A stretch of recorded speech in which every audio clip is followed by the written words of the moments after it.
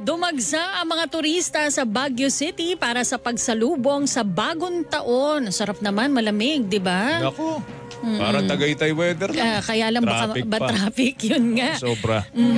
Ayon sa ilang nagbabakasyon, masaya ang pakiramdam sa pag-iikot nila sa ilang tourist spot sa Baguio.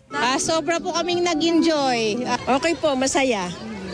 Lahat gusto naming ma-experience kasi bihira lang ho kami makarating. Dito kami nakakaano ng masarap na hangin, nakaka-relax.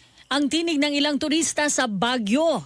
Puspusan din ang paghahanda ng lokal na pamahalaan ng lungsod at mas pinagting na rin ang police visibility sa lugar para sa pagtiyak sa kaligtasan ng mga tao roon. Around 85 na mga PNP personnel will be deployed po. Madi-deploy po sila dyan sa Burnham kasi dyan nga po sasalubugin. Wala pa naman pong natanggap na mga threat po.